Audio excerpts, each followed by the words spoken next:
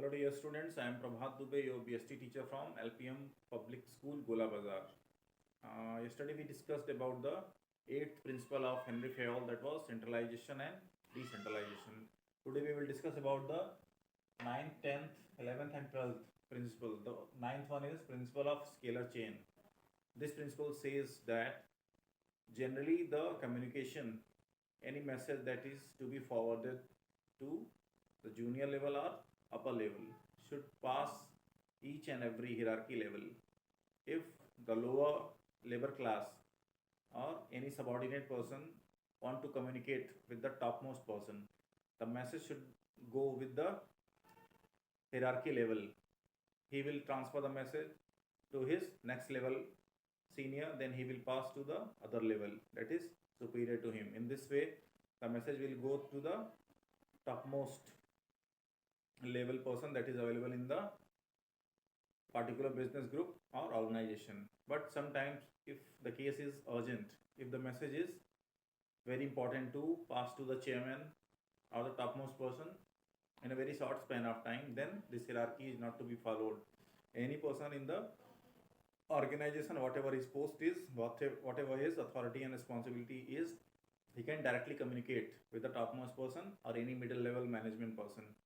Okay, but it should not happen on a regular basis. Generally the trend is to be followed. This is scalar chain. Now we will see in your book, a scalar chain means lines of authority are chain of superior from highest to lowest rank.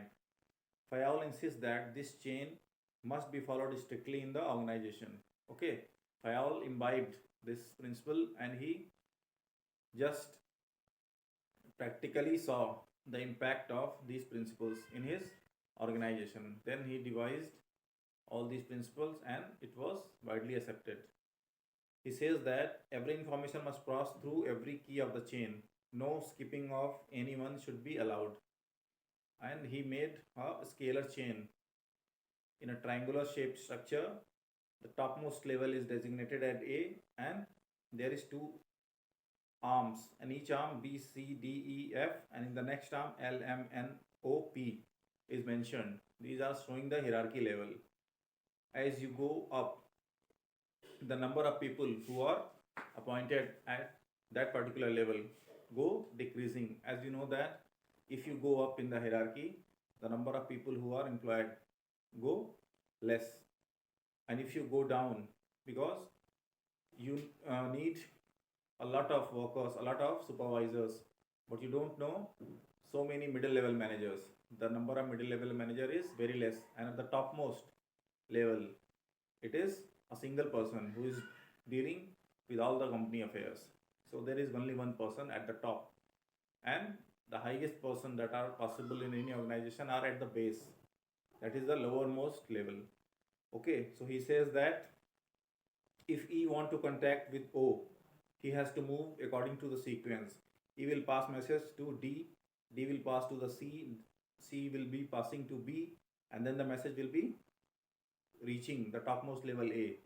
So if a message of marketing is to be forwarded to the finance people, then first the marketing message will go to the top level chairman or managing director of the company. Then he will allow that this message of marketing is to be transferred.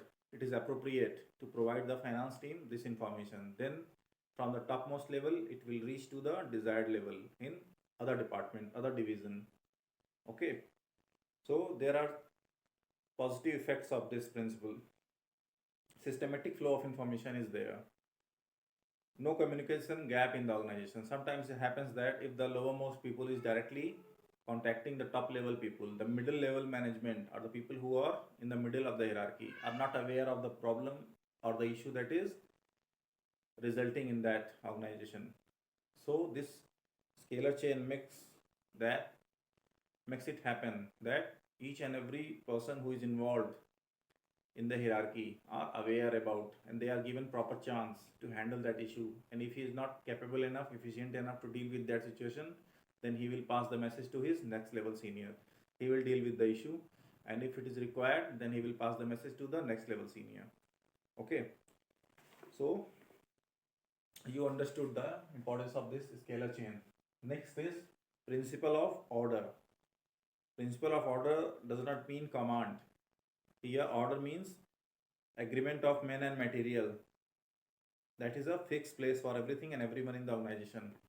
It says that each and every person and each and every resource, any raw material or any equipment that is needed during the production or manufacturing process should be kept at a particular place. So suppose any worker or any person who is working in the production unit need any equipment, he should go to that particular place. Okay, there should be no ambiguity. Each and every substance, each and every article, each and every raw material or any gadget that is required during the manufacturing process should be kept at a proper place. So it is done to ensure proper utilization of the time. There should not be wastage of time in search of the resource or search of any person. If you are searching any person for your guidance, if you want to contact your seniors, you should be knowing that what is the particular cabin to contact with that person, what is the marketing department, where is the finance department, and in finance where can you contact a specific person, what is his designation, what is his level in the hierarchy, and according to that you can search the location of that person in the office or manufacturing unit. This will ensure proper utilization of time and proper utilization of the resources. If a worker is wasting half of his day in search of a senior or any person in the hierarchy level, the half day will be wasted.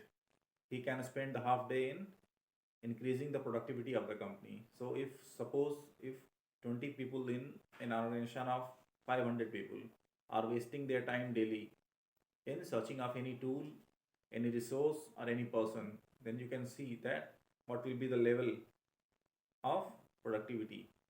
So an entire year, a remarkable damage, a remarkable wastage of resources would be happening. So each and every second that is not properly utilized in the company is hampering the profit, hampering the profitability of the company. During our earlier classes, at the start, we discussed about the efficiency and effectiveness. So effectiveness and efficiency is to be maintained if you want to manage the cost. Okay, otherwise the profit will suffer. So you understood the principle of order. What is the benefit? No wasting of time in search of men and material is the first benefit. Second one is smooth and systematic working of the organization. Okay, and the 11th principle is principle of equity. What does it say? It says that equity refers to kind, fair and just treatment of employees. Employees will put their maximum efforts only when they are treated with kindness and justice. It does not mean that you have to provide equal pay to each and every person who is working in your organization. Pay doesn't matter, but there is level of respect. Each and every person who is working in your organization is a human being. They deserve respect. They are highly qualified, they are less qualified, they are skilled, semi-skilled, unskilled, they are uneducated. It does not mean that they don't deserve respect. Respect does not come through your level of education. Each and every individual deserves some level of respect because they are human being. You should not discriminate on the basis of caste, creed, religion, birth, their native position, their citizenship, okay, their level of education. You should not discriminate on the basis. There is difference in the salary. You can do that. You cannot match the salary of your worker with your managing director or your marketing head. But if any worker is coming your way or any middle level manager is coming your way of greeting that person, your way of talking should not hurt their sentiments. You should provide a level of respect to them. Okay, so if your workers are happy, your managers are happy, how you are talking to your seniors and how you are dealing with your juniors, both these things are important.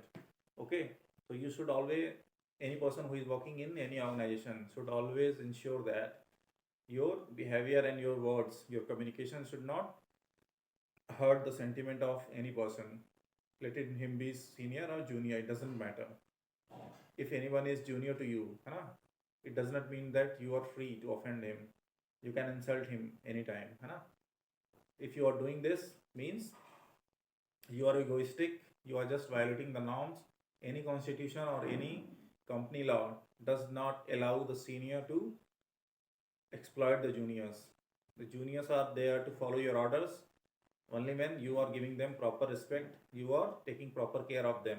If you are using them for your own greed, if you are emphasizing on your own coin just to prove that you are the most intelligent person on this earth, and such type of whimsical actions will lead to your personal degradation as well, and the profitability of the company, the environment where you are working will be deteriorated, and your presence will always bring negative impact.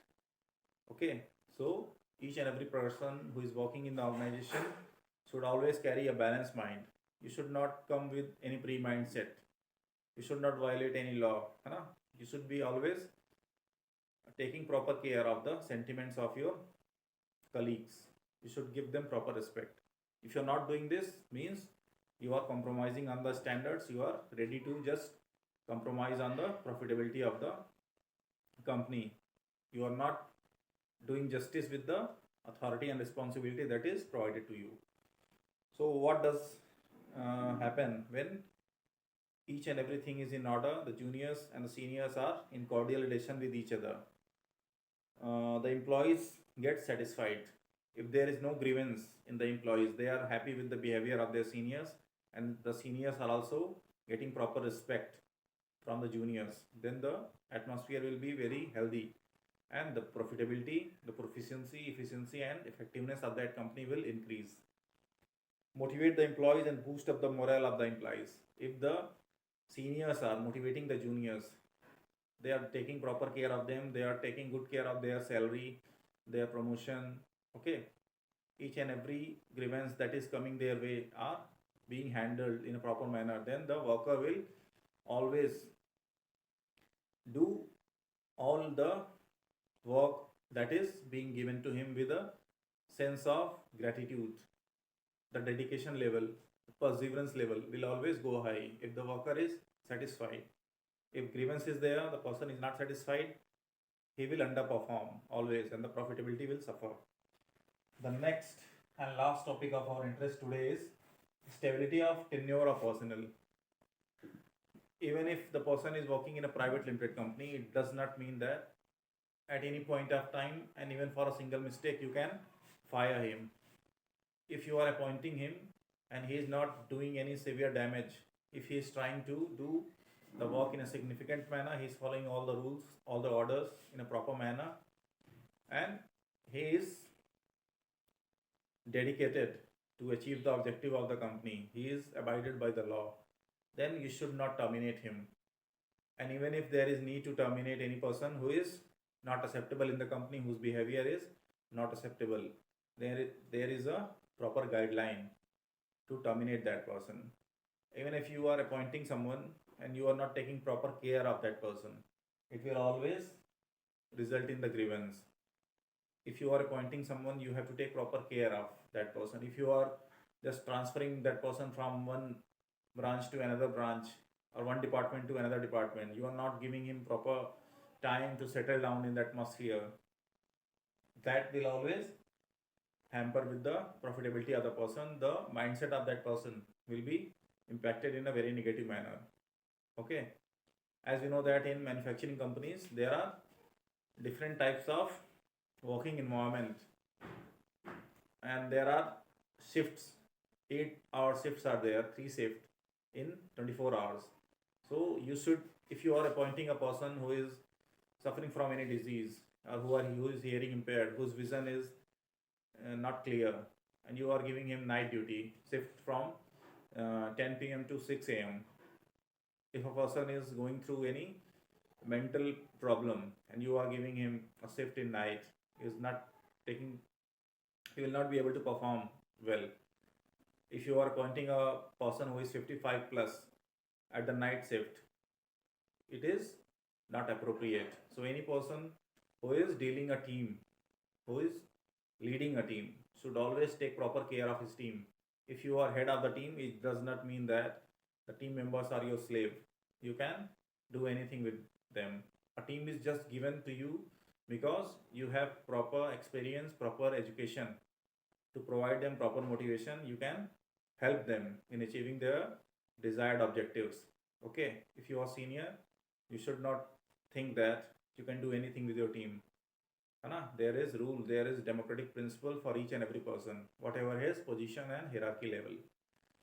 So if there is stability in the tenure of person, if the person who is being appointed is given proper opportunity to learn the skills, perform better, then that person will be an asset to the company. Okay, and if you are terminating people, if you are not giving them proper opportunity to just prove their eligibility, prove their worth, then your company will always suffer. Okay, that's why the managers should carry a balanced mind. That's why management is not pure science, because human sentiments are to be taken proper care. One decision at a particular time at any particular company should not result in the same manner in another company, because the human behavior, human psychology, and the scenario in other country is different.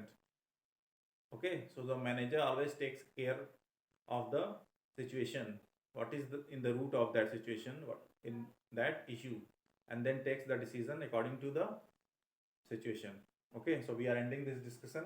Tomorrow we will meet and we will complete the remaining principles of FAIL and we will move forward. Okay, thanks.